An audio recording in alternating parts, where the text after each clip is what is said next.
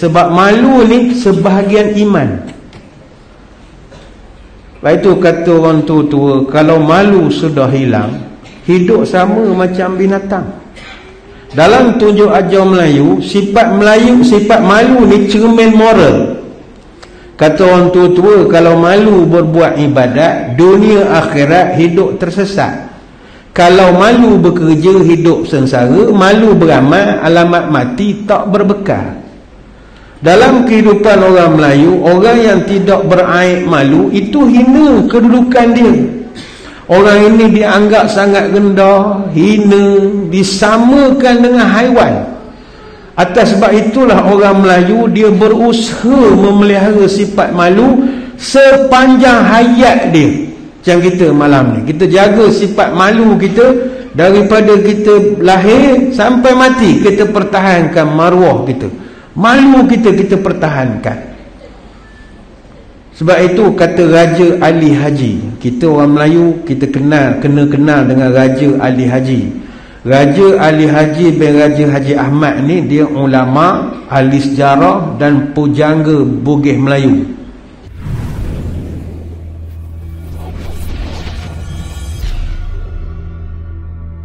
Assalamualaikum warahmatullahi wabarakatuh.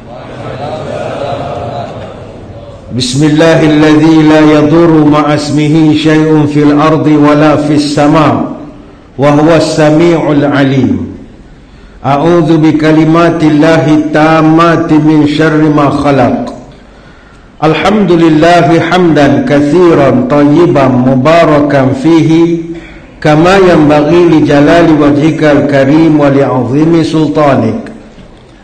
Allahumma salli ala sayyidina Muhammadin abdika wa rasulika nabiyil ummi wa ala alihi wa sahbihi wa sallim. Allahumma inna nas'aluka fahman nabiyyin wa hifzal mursalin wa ilhamal malaikatil muqarrabin. Ya Allah, kami mohon padamu kefahaman para nabi, daya hafalan para rasul, dan ilhamnya para malaikat muqarrabin. Allahumma aghnina bil ilmi wa zayyinna bil hilmi wa akrimna bit taqwa wa jamilna bil afiyah. Ya Allah, kayakan kami dengan ilmu-Mu, hiasilah kami dengan kelembutan, muliakan kami dengan takwa, cantikkan kami dengan sihat wal afiat. Terima kasih yang berusaha saudara pengacara majlis. Yang saya hormati sahabat saya Al-Fadhil Qadi Daerah Bentong Tuan Haji Zaharuddin, seterusnya para pegawai alali jawatankuasa Masjid Jami' Felda Gugusan Mempaga Bentong, tuan-tuan guru, para alim ulama, para habaib, muslimin muslimat, hadirin hadirat, tuan-tuan puan-puan, moga sekaliannya sejahtera dalam limpahan rahmah dan barakah. Saya dahului dengan penyataan tahmid kesyukuran atas pertemuan malam ini. Kali terakhir saya sampai ceramah di masjid ini kira-kira 7,954 hari yang lalu. Hari Rabu 27 hari bulan Mac tahun 2002. Maknanya dah 21 tahun 9 bulan 9 hari. Tapi masjid ini mencatatkan kenangan pahit kepada kerjaya ceramah saya. Saya datang ceramah ke sini, jemaah bangun balik ketika itu. Sebab kebetulan musim itu Bulan Raya Ketari. Jadi orang menyangka kalau orang Jabatan Agama datang nak ngempeng kerjaan, tak ada pasal. Jadi balik tinggal 2 orang saja. Jadi saya balik bodoh je lah. Jadi selepas hampir 22 tahun saya datang kembali, alhamdulillah. Meninggal dah kot orang-orang yang bangun Melaka tu. Tahu marah betul kekerjaan masa itulah, saya pun tak faham juga. Saya dalam dunia ni 2 masjid yang buat begitu saya. Masjid sini, satu lagi masjid Cendrawasih. Sebutkan je boleh lantar. Saya tak tahu marah benda, muka politik sangat. Tak pernah ayat cerita politik. Marah.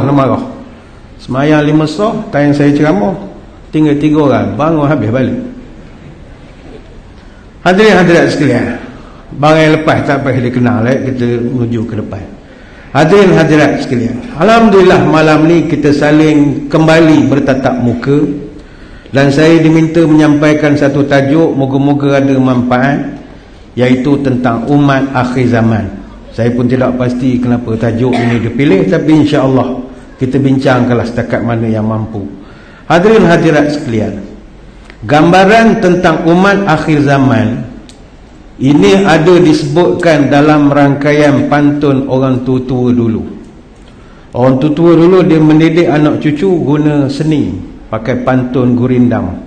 Ada satu pantun namanya pantun burung perpat. Apa nasihat mereka? Kata orang tua-tua, apa tanda burung perpat di atas pagar riuh terdengar? Apa tanda kiamat dekat? Salah benar tertukar-tukar.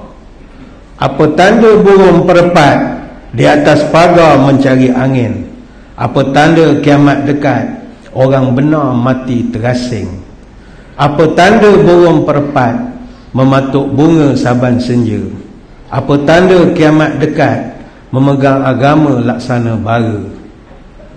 Ini kan tanda hujung zaman lah. Benda yang salah dengan benar ni dia bertukar-tukar akhir zaman ini. Hukum hakam pun bertukar. Hari ni haram, esok halal pula dah. Kita pun jadi tak faham macam mana boleh jadi halal pula dah. Hari ni halal, lusa haram pula dah. Bertukar-tukar, kita jadi tak faham. Dulu kita mengaji pegang anjing tak boleh. Ada pula bawa kitab, boleh pula pegang kitab ke pening kita.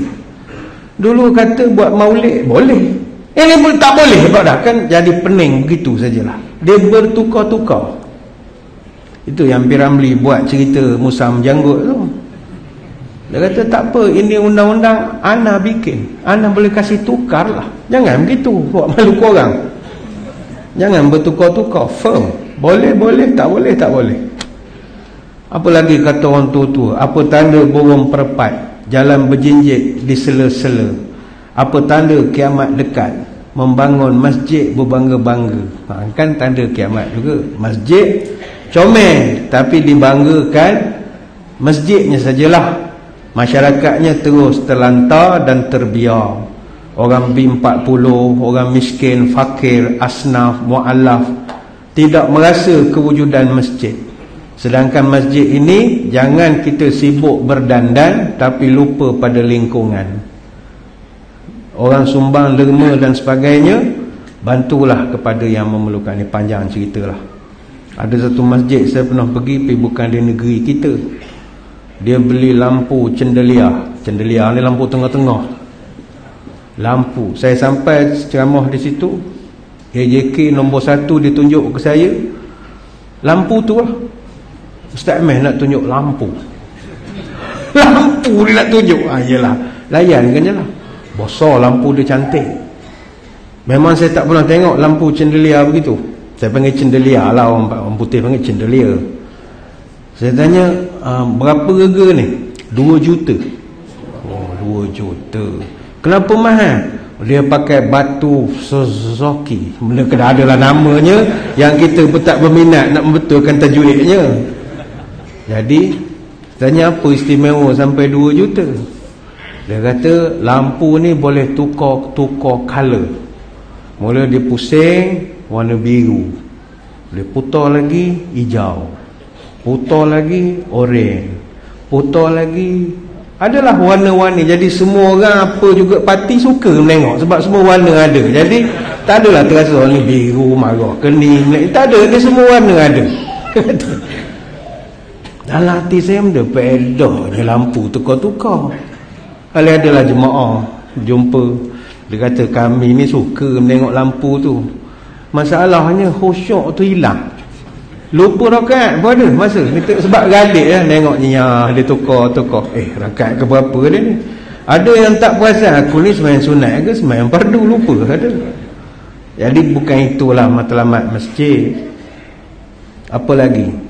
Dalam hal kepimpinan negara, sama juga orang tua-tua kata apa tanda burung perpat memakan gambir sarang berangin. Apa tanda kiamat dekat? Orang pandai jadi pemimpin. Apa tanda burung perpat terbang rendah hingga dipara? Apa tanda kiamat dekat terbit fitnah di mana-mana? Apa tanda burung perpat terbang berarak saban senja? Apa tanda kiamat dekat fitnah semarak jadi biasa? Itu yang berlaku sekarang lah. Apa lagi? Apa tanda burung perpat dalam semak meremam bulu? Apa tanda kiamat dekat derhaka anak kepada ibu? Apa tanda burung perpat di atas batu jalan melonjak?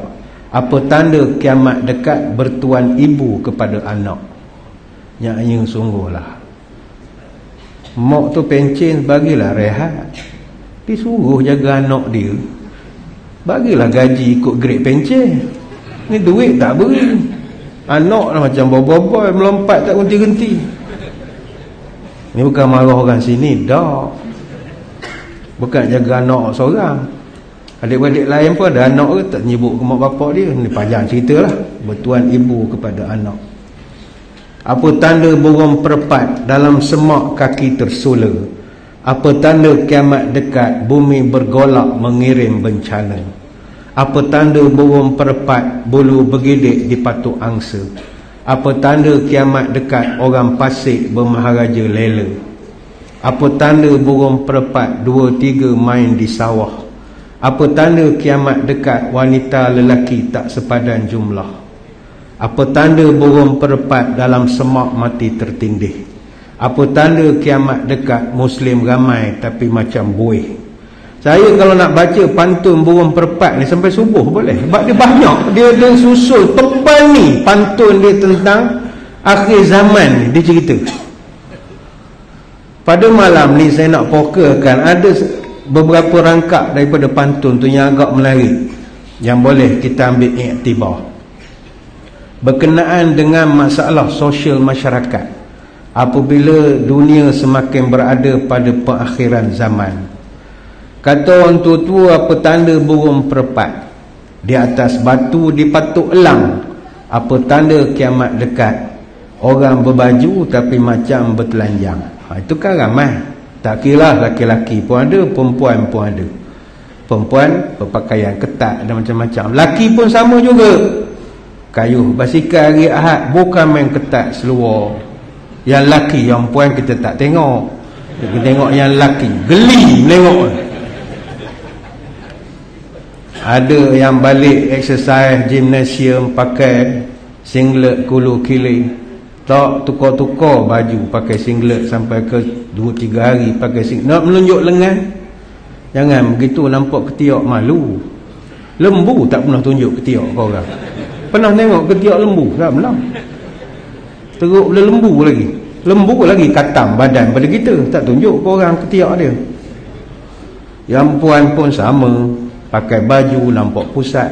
Kalau tuan-tuan pergi ke shopping komplek di Kuala Lumpur lah ya, pergi ke LE ke Mega Mall ke mana ke berjalan, kita tengok ada trend sekarang pakai baju mesti nampak pusat. Pergilah mana-mana shopping komplek, pusat ni tunjuk pusat, ni tunjuk pusat.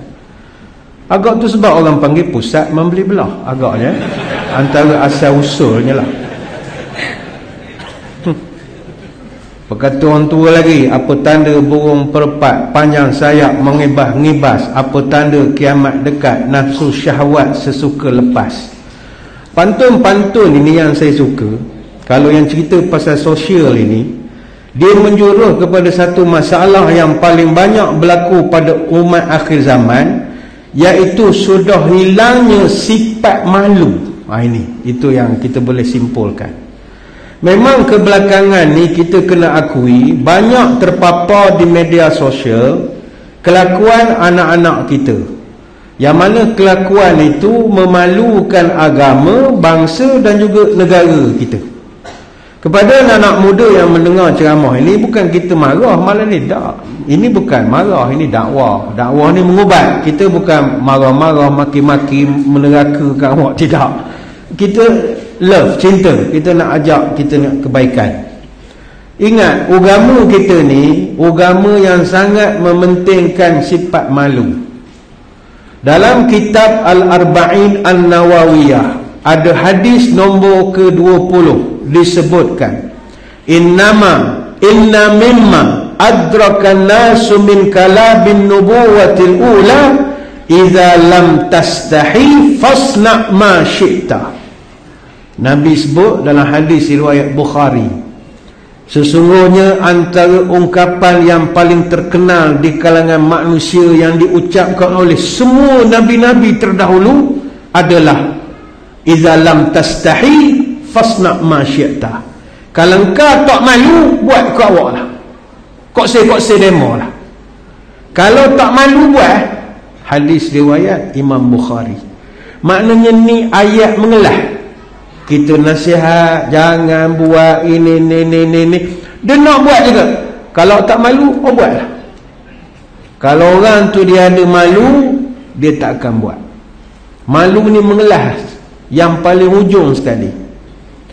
Manusia kalau dia hilang sifat malu dia, maka akan jadi banyak masalah yang besar.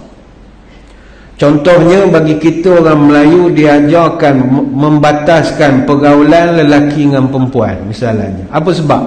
Kita diajar untuk malu. Yang perempuan malu nak bercakap depan lelaki, lelaki pun malu nak menunjuk perangai depan orang perempuan. Apa tujuan kita kawal? Supaya tidak berlaku pergaulan bebas. Andai kata pergaulan bebas itu tidak dikawal, maka dia akan jadi musibah yang lebih besar.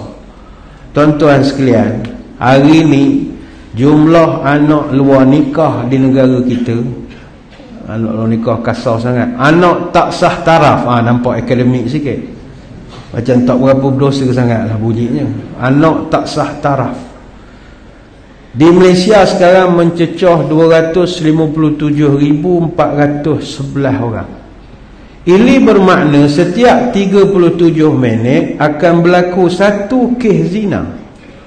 Dan dalam masa 1 jam 25 minit, seorang bayi yang tidak berdosa dilahirkan hasil dari perzinaan. Ini bermakna secara purata 2,500 kes anak luar nikah direkodkan setiap bulan, atau bersamaan 83.3 kes setiap hari.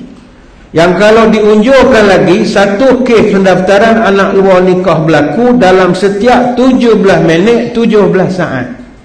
Dan ada data yang dikeluarkan oleh pihak pemerintah, orang Melayu lahirkan 17,303 orang setahun anak tak sah taraf.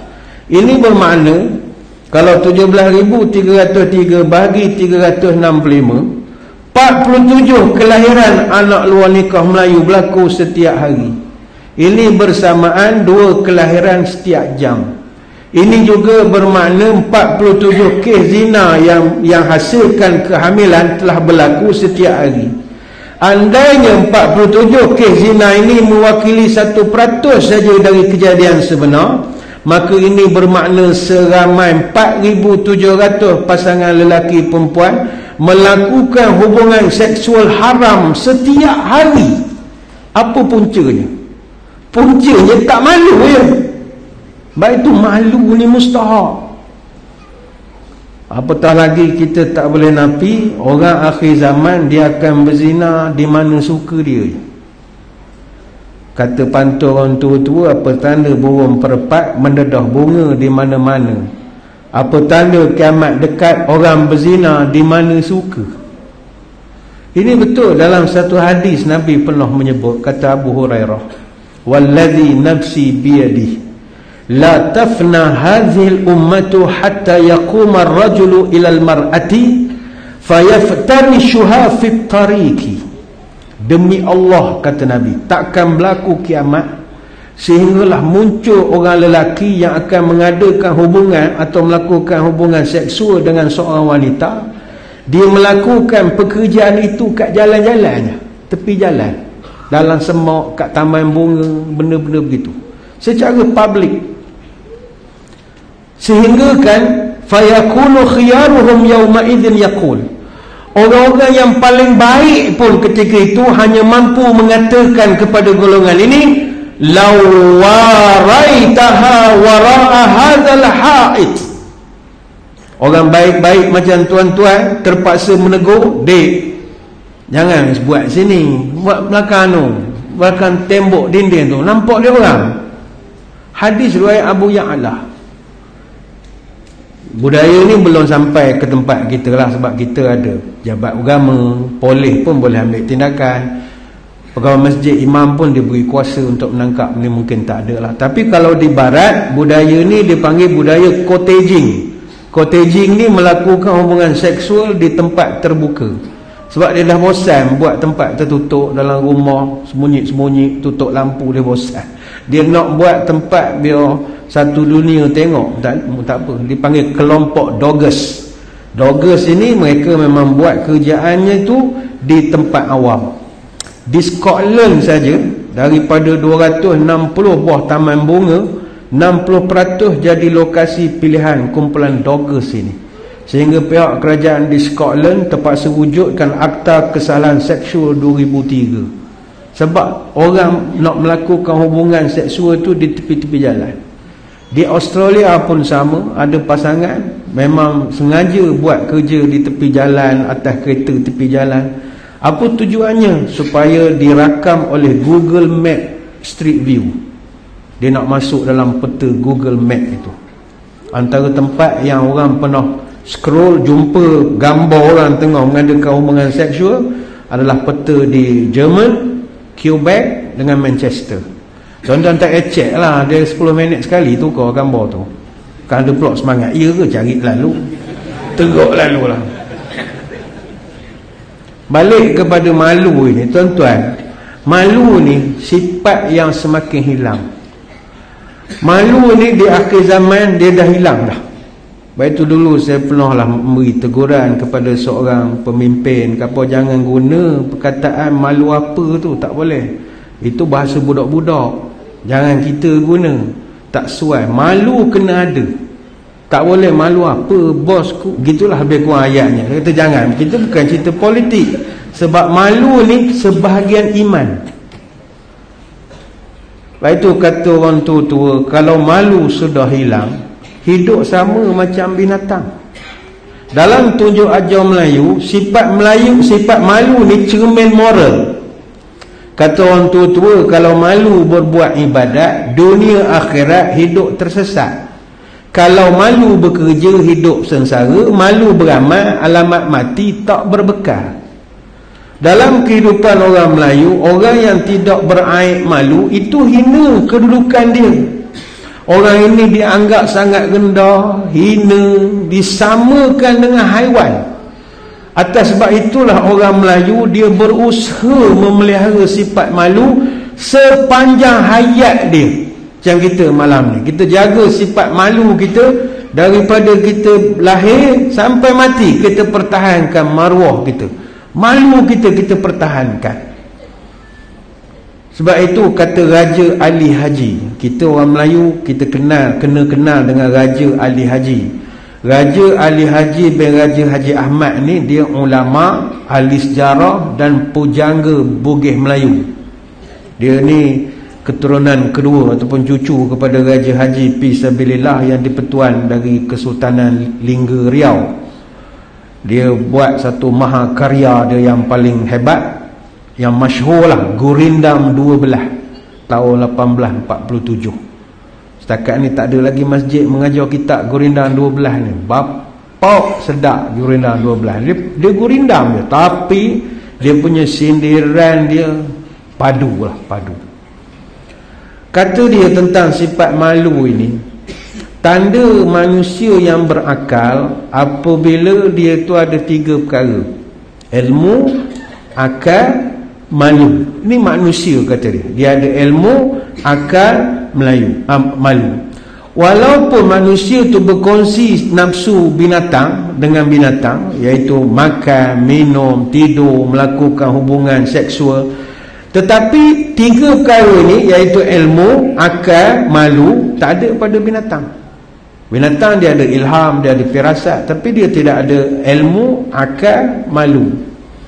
Jadi begitulah keadaannya orang yang dah hilang sifat malu. Dia tak malu nak buat jahat, tak malu melakukan kezaliman, tak malu mengusik harta benda orang. Maka orang seperti ini dia seumpama binatang yang jahat, binatang yang buah, sama seperti rimau, ular, naga dan macam-macam. Dalam bahasa Arab, malu ni disebut al-hayy ataupun al-hayy. Kata ulama, malu ini tahap kesopanan yang tinggi. Al-haya ini at-taubatu wal himsyah, orang yang jiwanya penuh taubat dan sopan santun. Sebab itu ulama mengatakan bahawa khuluqu yamnahu Allahu al-'abdu wa ya'jabaluhu 'alaihi fayakuffuhu an irtikabil qaba'ih war raza'il.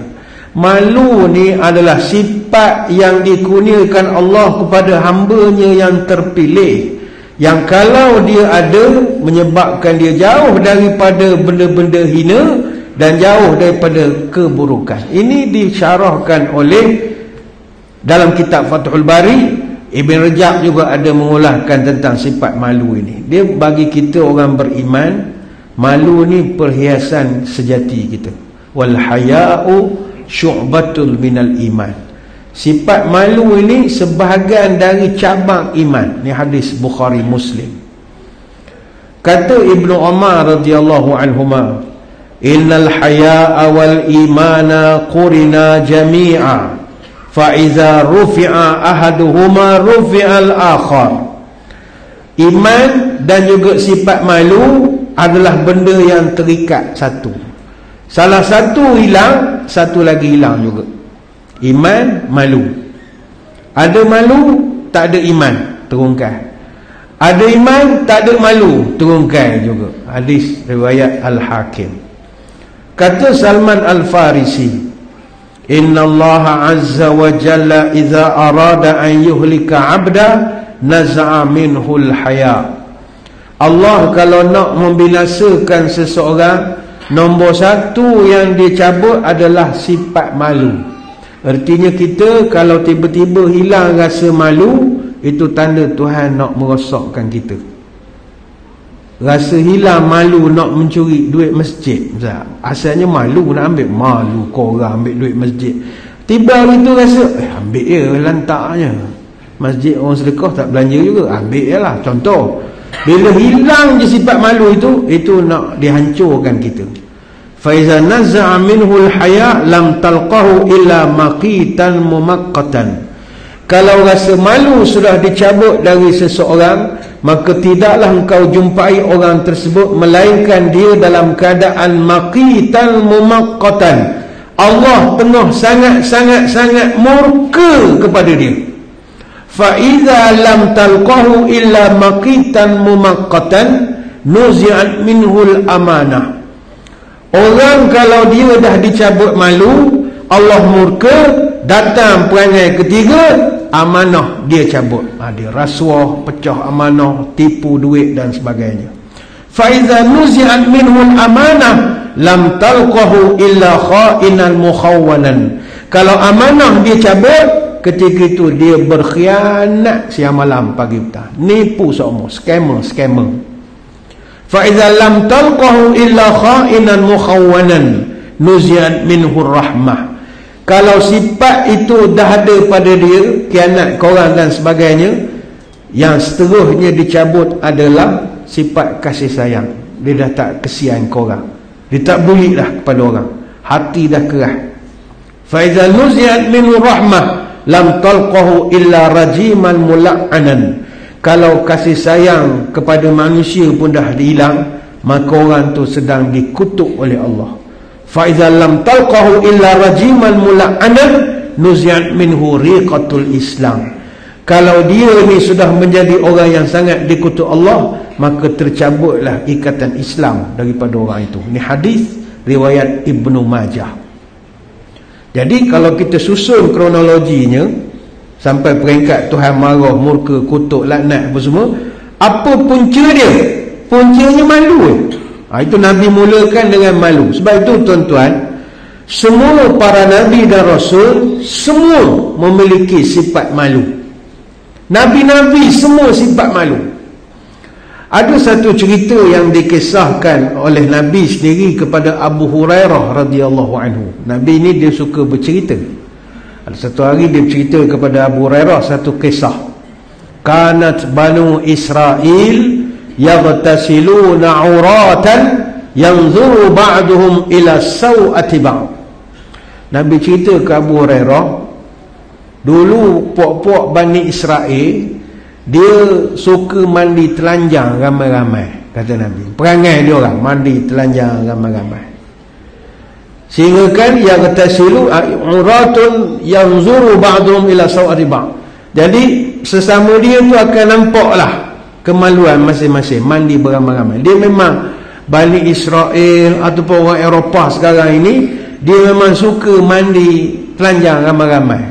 Masih ada sampai sekarang, masih ada. Jadi cerita ni saya akan sambung kemudian, kerana kita pun dah ada masuknya waktu solat fardu isya. Jadi kita berehat dulu seketika, kita beri laluan dulu kepada azan isya. Nanti tuan-tuan semua jangan ke mana-mana, kita akan kembali lagi selepas ini. Muslimin muslimat yang dirahmati Allah sekalian, kembali kita menyambung ceramah pada malam ini berkenaan tentang umat akhir zaman. Sebelum kita meneruskan ceramah, bagi pihak jawatankuasa kita mohon izin daripada jemaah untuk menganjakkan sedikit pelaksanaan solat isyak berjemaah. Sebab kita faham ada di kalangan jemaah dia memang datang masjid nak semayang, bukan nak dengar ceramah. Boleh tanya ngapa tak nak dengar ceramah sangat? Koma buat masjid masa niat wakaf mula-mula untuk semayang, bukan dengar ceramah. Ya tak ya juga, betul ke dia tu? Jadi kita minta izin lah. Betul dia, kalau bawa berlawan menang dia. Niat bukan nak dengar ustaz ceramah. Lepas tu masjid biasa amalan, lepas azan 10 minit paling lama semayang isyak. Tapi malam ni kita anjak sikit lah. Dah lah 22 tahun sekali datang, jadi anjak lah sikit. Sebelum kita berceramah juga, menyambung ceramah ni, ada nak diwawarkan juga kepada para penonton di luar pun bolehlah, sama-sama kita nak memberi sumbangan. Kita nak menyumbang kepada Masjid Jami' Gugusan Felda Mempaga ini, kerana pihak masjid bercita-cita nak membuatkan ruang memasak di kawasan masjid, yang mana ruang memasak ini adalah ruangan kekal di kawasan Masjid Jami' Gugusan Felda Mempaga ini, yang mana pembinaan ni seluas 448 kaki persegi dan dijangka mula pembinaannya bulan depan, Februari 2024, dan fasiliti ini akan digunakan untuk memasak bagi program-program yang kita buat di masjid. Dan kalau dapat kita nak gunakan terdekat ni untuk Ramadan lah. Inilah Jamalil Akhir, balikan Syakban, Rejab, Syakban, Ramadan. Jadi kita nak guna untuk Ramadan, boleh masak sendiri. Meriah lah masjid kita dengan aktiviti. Jadi kosnya itu sebanyak RM30,000. Jadi kepada yang berminat ataupun rasa terpanggil untuk nak turut sama membantu, bolehlah menghulurkan bantuan, sama ada dengan terus memasukkan duit, sekarang ni orang transfer sajalah ke akaun pihak masjid, iaitu akaun bank rakyat, ataupun boleh hubungi terus dengan pihak yang berkaitan. Boleh hubungi saudara Hulaimi Zawawi ataupun Cik Nazri Abdul Ghani. Saya tak sebut kalau nombor telefonnya, kan masuk Facebook kan siang malam orang mesej macam susah. Orang nak sedekah tak apa, takut benda lain, scammer pula kan, sian pula. Jadi kepada tuan-tuan menyumbanglah, ini masjid kan. Baik, hadirin hadirat sekalian, balik kepada umat akhir zaman. Salah satu benda yang hilang pada akhir zaman ini adalah sifat malu. Perhatikanlah dalam Facebook, TikTok, Instagram apa semua, sifat malu ni hilang. Orang dalam parlimen sifat malu hilang. Ini bukan marah, nasihat kan. Orang di pasar-pasar sifat malu hilang. Lelaki sifat malu hilang, perempuan sifat malu hilang. Sedangkan semua Nabi dan Rasul semua ada sifat malu. Tadi kita cerita yang Nabi pernah menyampaikan satu riwayat tentang Bani Israel. Bani Israel ni kata Nabi, dia perangai dia mandi telanjang beramai-ramai. Memang sampai sekarang pun begitu. Tuan-tuan pergi ke Eropah, dia ada pantai dia khas untuk nudist beach, dia panggil. pantai untuk orang mandi telanjang saja. Macam contoh di Australia, ada di Sydney, ada satu pantai tu nama Bondi Beach. Bondi Beach ni memang pantai tu orang semua bertelanjang. Saya tak pernah pergi, orang cerita. Takut orang cerita, saya tak sampai lagi. Kan kata, macam mana Ustaz tahu? Orang cerita. Saya tak pergi. Ada Manly Beach, ada Bondi Beach. Di Jepun, tanya orang Jepun, kalau sauna dia, tempat steam bath dia, cerita kan masuk sauna pakai towel, pakai baju robe. Dia tak, dia memang bertelanjang. Bagi dia, nak pelik apa, mu ada, aku ada, begitu ya. Bukannya spek lain-lain. Kamu ada spek JKR ke benda, tak ada sama. Bagi dia, macam kita tengok hidung, telinga, bagi dia. Kita tak boleh banyak makan belacan, tak boleh tengok benda gitu. Jadinya bagi orang barat itu sampai sekarang. Jadi Nabi cerita, wa kana Musa alaihissalam yaghtasilu wahdahu. Nabi Musa ni, dia sebab walaupun umat zaman itu mandi telanjang belaka, dia tak ngikut orang. Daripada sebelum dia jadi Nabi pun, dia dah ada sifat malu itu. Jadi bila sampai dia jadi Nabi pun, dia masih lagi kekal menjaga maruah dia. Sedangkan masyarakat umum, itu ramai yang bokok apa semualah. Sehingga kan faqalu wallahi ma yamna'u Musa ayaghtasila ma'ana illa annahu adar. Sehingga ada di kalangan masyarakat ketika itu yang bergosip membawang sesama sendiri. Mereka tertanya-tanya, ngapa Musa ni mandi tak serupa kita? Boleh begitu ya. Boleh ni cakap orang faham. Lepas tu saya bila orang balok ajak main bowling, nak tergelak pun ada main bowling. Orang terjun sungai je boleh ni. Mana boleh ni tidak ada surat benang, dia cakap orang kampung. Jadi Nabi Musa dia tidak bertelanjang bulat. Dia pakai penutup, pakai kain basahan. Sehingga orang ketika itu mereka tertanya, kenapa Musa tak mandi serupa kita? Anahu adar, agaknya kemaluan dia cacat agaknya. Jadi gosip pula dah. Apa perasaan Nabi Musa alaihissalam? Awak Nabi, umat awak borok kedai kopi, bukannya cerita pasal ilmu pelajaran ceramah, tak, cerita pasal benda dalam kain dia. Yang itu yang dia bincangkan. Bayangkan kalau penceramah, habis ceramah orang tak bahas pun apa isi ceramah dia, yang orang bahas tentang benda dalam kain penceramah. Oh, panas hati penceramah tu, terus tutup Facebook, tutup Instagram, tak daya. Nabi Musa ni dia sabar. Dia sebenarnya Nabi Musa ni orang panas baran. Dia bukan calang-calang orang. Nabi Musa penuh tumbuk orang mati. Nabi Musa ni garang. Dalam Quran Allah Ta'ala ceritakan dalam surah Al-Qasas, dia pernah tumbuk orang mati. Ceritanya masa tu dia muda, dia masuk ke sebuah kota nama Memphis. Dalam kota tu ada dua orang sedang berkelahi, bergaduh. Seorang Bani Israel, seorang lagi dari keturunan Firaun. Bani Israel tu puak dia, Firaun puak Firaun lah. Maka keturunan dia Bani Israel minta tolong, Musa tolong aku. Nabi Musa dia pergi, dia tumbuknya musuh dia yang keturunan Firaun itu, jatuh meninggal, TKO. Allah sebut dalam Quran, fawakazahu Musa faqada alaihi qala hadha min amali syaitan innahu aduwwum mudhillum mubin. Lalu Musa menumbuknya dan matilah orang itu. Musa takut, dia tak sangka penumbuk sulung dia mati orang. Ingat kan TKO gitu je. Macam baru ni budak Melayu seorang kan, dia 9 saat dia tumbuk tomoy tu, terus tumbangnya orang tu. Ingat kan pensannya mati. Bila orang mati, orang keliling dia menakut-nakutkan Musa. Musa tak tahu ini saudara Firaun, bengkak aku tak tahu. Musa kata, la hadza min amali syaitan. Bukan saya tumbuk sikit je, ini kerja setan ni. Dia nyalok ke setan pula. Ada panjang cerita, tuan-tuan boleh rujuk surah Al-Qasas ayat 15. Nabi Musa bukan calang orang. Agak orang yang mengatakan kemaluan dia begitu, kalau dia tumbuk meninggal orang tu. Tapi dia mikir, dah berumur-umur ni malas nak tumbuk.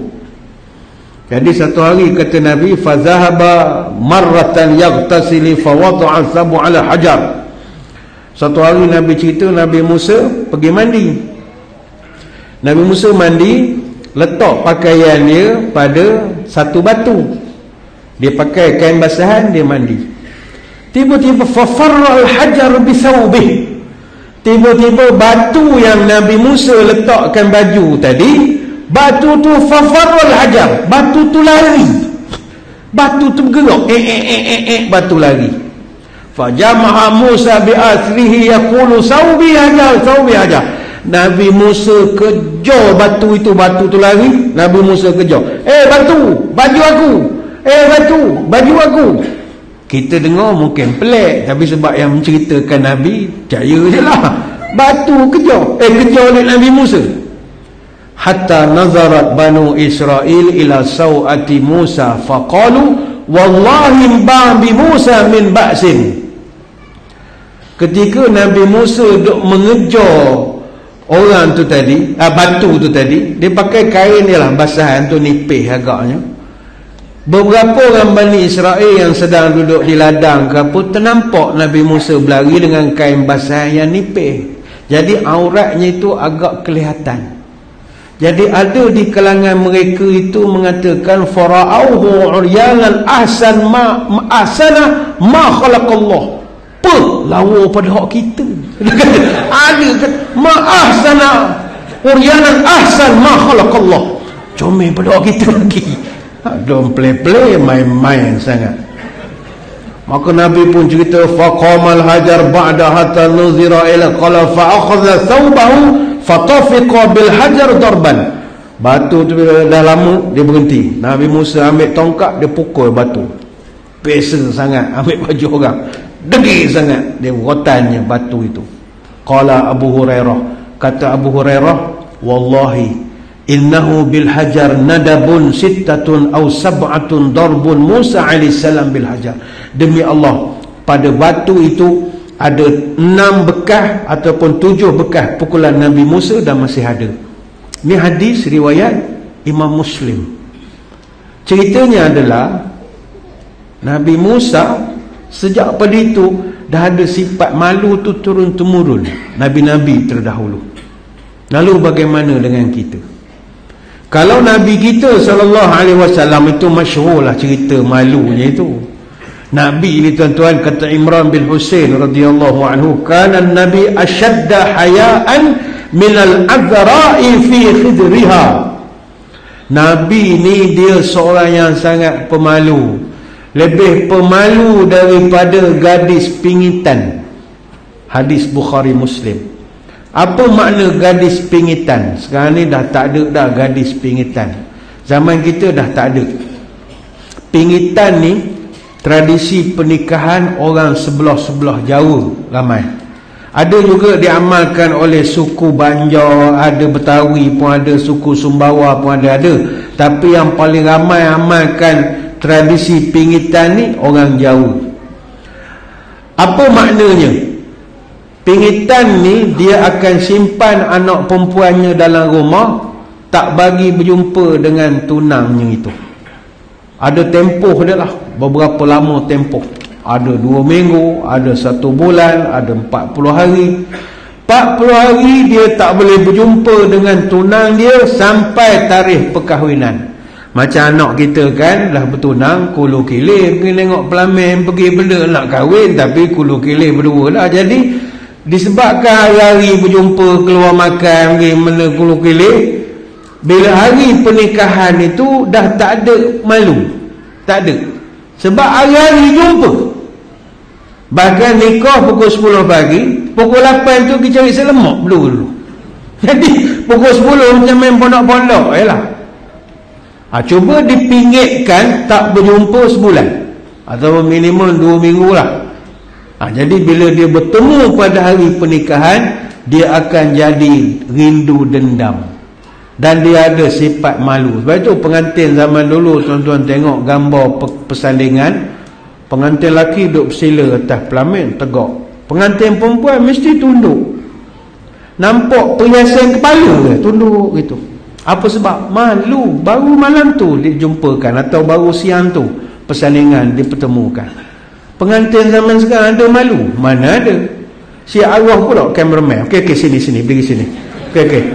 Mak, panggil mak. Mari sini. Ada awak dah sudah dah. Okey. Pengantin pula mengarah macam director drama. Malu dah tak ada. Lepas salam, nikah, dibenarkan batai semaya. Lantaklah awak batai semaya. Cium pun dah tak malu lagi dah. Sebab hari-hari dia apa? Jadi budaya pingitan ini dah tak ada lagi dah. Baik itu sekarang anak-anak kita kalau sesi fotografi, kameraman tu suruh macam-macam. Okey, rapat sikit pipi. Buat macam nak cium, dia cium betul ya. Bukannya malu. Depan pun pingitan tu dia tidak dipingitkan. Sekarang dah tak boleh buat lah, sebab dulu anak gadis mungkin tak ada kerja atau duduk di rumah. Sekarang ni sekolah, belajar di universiti, kerja lagi, takkan nak tahan dia 2 minggu tak masuk gaji besok. Jadi payah sikit lah. Itu Nabi, dia punya malu macam azra'i fi khizriha, seperti gadis yang dipingitkan di dalam bilik, kata Imran bin Husain. Dan sifat malu ini juga adalah pakaian orang-orang saleh. Tengok macam mana Nabi memuji Osman bin Affan radhiyallahu anhu. Osman bin Affan ni punyalah memiliki sifat pemalu, sampai malaikat pun malu terhadap Osman bin Affan. Pernah Aisyah radhiyallahu anha dia tanya, "Ya Rasul, saya tengok tuan bila Abu Bakar datang, tuan barak sambil menerak ngereng gitu lah, biasa lah, selamba. Tak adalah beria sangat. Sahabat lama kan, sama hijrah, santai lah barak gitu. Kemudian kalau Omar datang pun sama juga, santai lah baraknya itu. Tapi saya perasan kalau Osman datang, saya nampak lain sikit tuan. Ada duduk tu tegak, protokol tu ada, berpasal je cara duduknya. Ngapa jadi gitu? Ngapa beza-beza? Kata Nabi, ala astahi min rajulin tastahi minhul malaikah. Takkanlah saya tak selayaknya rasa malu terhadap Osman ini, yang mana malaikat pun malu pada dia. Ni hadis riwayat Imam Muslim. Salafus soleh memang ada sifat malu.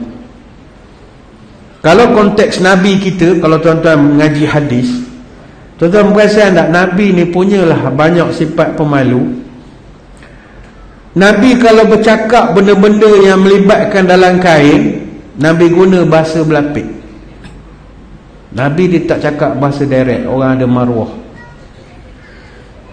Contohnya, ketika Nabi nak cerita, ni minta maaf aku adik-adik yang buat faham sajalah. Kalau berlaku hubungan suami isteri, wajib mandi. Macam mana ayat hadisnya? Nabi dia tidak mengatakan apabila berlaku hubungan seksual, tak ada. Nabi ni orang ada maruah. Nabi sebut, kata Humaid bin Bilal radhiyallahu anhu, wa massal khitanul khitana faqad wajabal ghuslu. Apabila bertemu dua khitan, wajib mandi, kata Nabi. Hadis Muslim. Nabi sebut khitan. Kalau kita khitan apa kita faham? Berkhatan lah. Pergi sunat panggil bomba sirang ramai-ramai. Lapik cakap, maknanya bertemu dua khitan, dua kemaluan, dia panggil khitan. Ataupun dalam hadis lain kata Abu Hurairah, iza jalasa baina syu'abihal arba'i summa jahadaha faqad wajabal ghuslu. Sekiranya seorang suami berada di antara 4 cabang wanita. Halus bahasa dia, kiat. 4 cabang. Apa makna 4 cabang wanita? Berada di antara 4 cabang. Artinya 2 tangan ke atas, 2 kaki ke atas. Lapik cakap, bermaruah. Kemudian dia berada di atas 4 cabang wanita itu. Summa jahadaha. Jahadaha ni apa maknanya? Jihad. Nabi guna perkataan jihad. Awak berada di atas 2 tangan yang sedang terangkat ke atas dan 2 kaki ke atas, dan awak tengah mengerjakan bersungguh-sungguh Mana bukan sambil-sambilan, bukan main ringan-ringan, tak, ngeja ke bersungguh. Maka bila berlaku begitu, wajibal ghuslu, wajib mandi. Saya tidak nak ngajar pekah, kita nak ngajar halus bahasa orang ada maruah, beralus. Dia sifat malu ni tuan-tuan. Bangsa Arab daripada dulu lagi, walaupun mereka ni bukan Islam, dia tetap memiliki sifat malu. Orang Arab dulu dia memang jaga betul maruah dia. Macam dia orang menipu, dia orang tak sanggup nipu. Sebab bagi dia malu nak nipu. Contoh ada satu kisah Abu Sufyan. Abu Sufyan masa tu dia belum Islam lagi. Dia pernah ditanya oleh Heraklius tanya tentang tu, cerita sikit Nabi ni siapa orang, Muhammad ni siapa orang ni. Abu Sufyan masa tu dia belum Islam, dia boleh je memburukkan Nabi. Dia cerita Nabi begini, gila kuasa ke apa, politik begini-gini, boleh. Tapi dia malu untuk berdusta, malu nak menceritakan benda hak tak sebenarnya. Jadi Abu Sufyan cakap benda besar, cakap benda yang benar. Sehingga kata Abu Sufyan, laulal haya'u min ayyathiru alayya kadhiban la kadzabtu. Kalaulah bukan kerana keturunanku malu untuk menipu, nescaya aku akan menipu kepada Hercules tentang siapa Muhammad. Ini hadis Bukhari. Tapi aku tak tergamuk, keluarga aku tak ajar, kau memalu kalau nipu ni malu. Abu Musa al-Asy'ari radhiyallahu anhu dia cerita, dia pernah sergah satu orang pemuda Bani Ju'sham. Masa tu dalam satu medan peperangan. Kata Abu Musa, falamma ra'ani walla'ani zahiban fattaba'tuhu wa ja'altu aqulu lahu. Kata Abu Musa, dalam perang saya berhadapan one to one dengan seorang pemuda Bani Ju'sham dengan pedang dengan apa. Pemuda ni bila tengok yang di depan dia Abu Musa Asy'ari, dia jadi takut. Dia lari daripada medan perang. Siapa berani lawan Abu Musa? Abu Musa jerkah kepada budak ini, aqulu lahu ala tastahyi alasta arabiyan alasta tathbutu fakaffa. Abu Musa Asy'ari disergah budak itu, engkau tak malu ke lari daripada aku?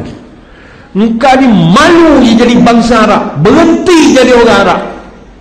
Kalau engkau betul orang Arab, berhenti lawan dengan aku. Allah tastahyi alasta arabiyan.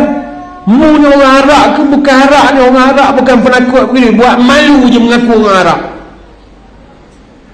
Budak ni bila dia sebut perkataan itu, dia berhenti berlari, U-turn balik. Tapi mati jugalah lawan dengan Abu Musa.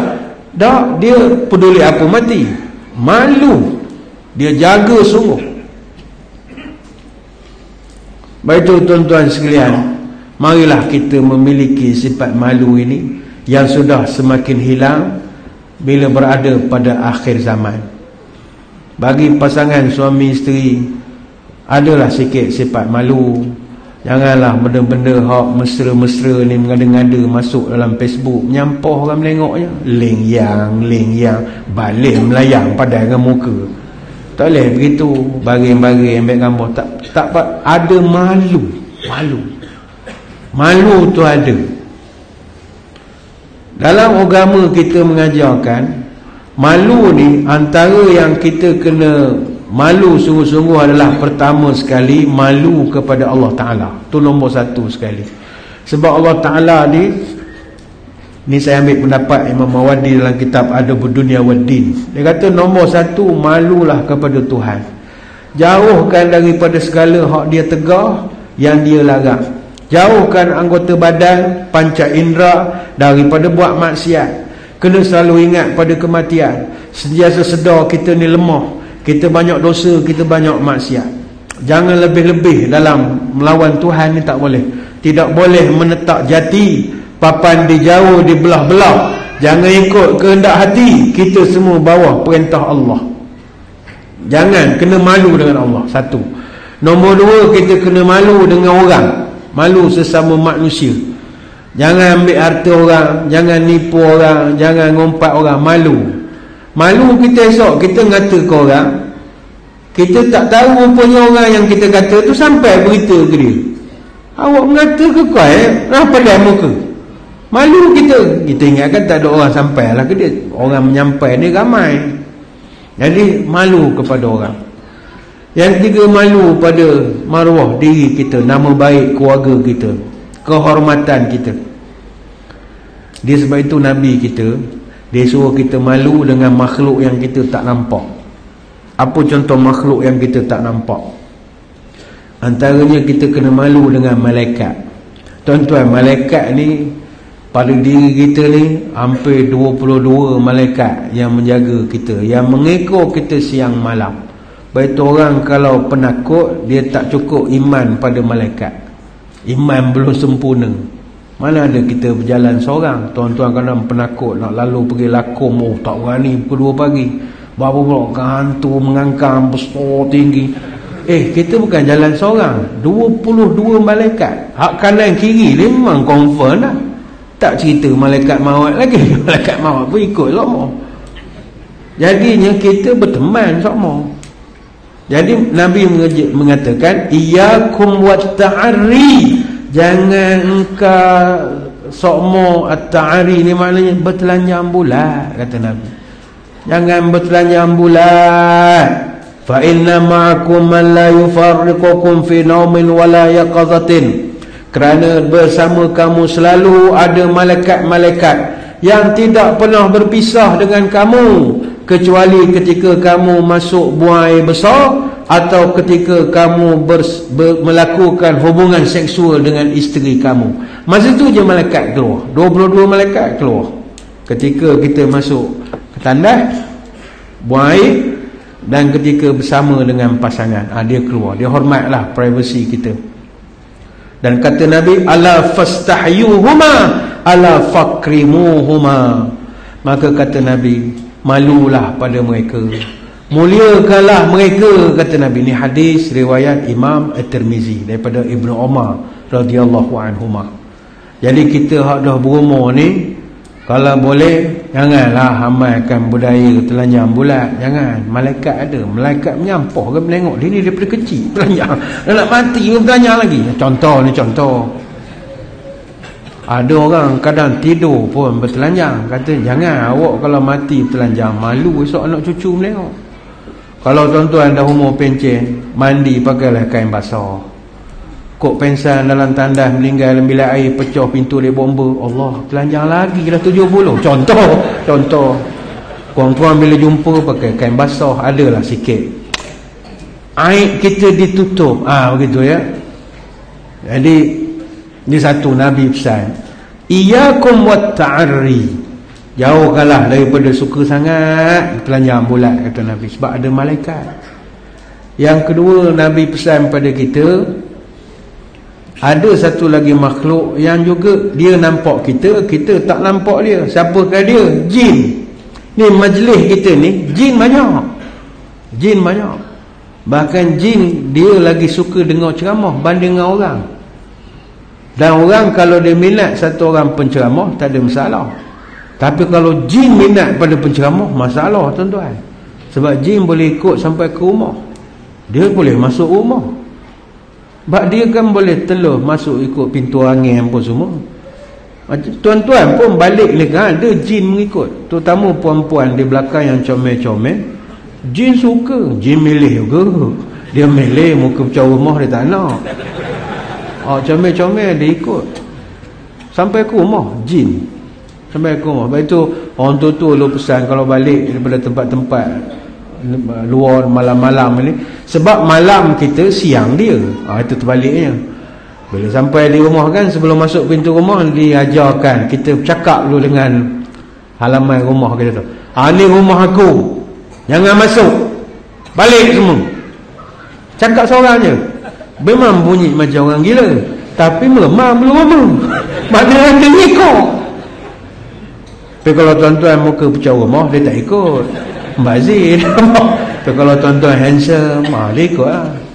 Lepas tu kalau tuan-tuan yang handsome ni, bos sikit budak sejuk ke apa bagi nampak tak lawa, supaya jin pun takut melengok. Ni amalan orang tu lah, saya tak tahu betul ke tidak. Memang ada conteng-conteng sikit bagi nampak tak lawa kononnya. Tapi jin memang dia antara yang paling dekat dengan kita juga. Sebab itu Nabi ajarkan, bila engkau membuka pakaian, satru ma baina a'yunil jinni wa aurati bani adam, idza wada'a ahaduhum thawbahu ay yaqul bismillah, kata Nabi. Kata Anas bin Malik, Nabi pesan, penutup mata atau pembuta mata jin ketika melihat aurat anak Adam adalah ketika engkau membuka pakaian, engkau bacalah bismillah. Ini hadis riwayat Tabrani. Jadi puan-puan balik nanti ke rumah, ada jin ikut. Sebelum buka tudung, buka telekung, bismillahirrahmanirrahim. Butalah jin-jin tu tadi, termasuk jin yang ada di rumah kita tengah duduk atas silih, semua buta mata beta, macam kasin selamat lah, mati semua. Ini khusus untuk orang perempuan lah, sebab kita aurat nak buka, bismillah, buta semua. Untuk tuan-tuan boleh baca, boleh tak baca. Sebab saya ingat jin tu pun menyesal, dia menengok, dia kata Allah, dia kata hilang Fatihah aku malam ni. Kemudian Nabi suruh malu dengan tempat kita berpijak. Ni tempat kita pijak ni semua, ini semua jadi saksi. Ada satu hadis kata Abu Hurairah, Allah ada berfirman, yauma idzin tuhaddisu akhbaraha, pada hari itu nanti bumi akan melaporkan segala beritanya. Surah Al-Zalzalah ayat yang keempat. Nabi ketika bacakan ayat tu, dia tanya sahabat, awak tahu tak bumi ni esok dia akan lapor kepada Tuhan segala hak berlaku pada dia? Awak tahu tak apa yang dia akan laporkan?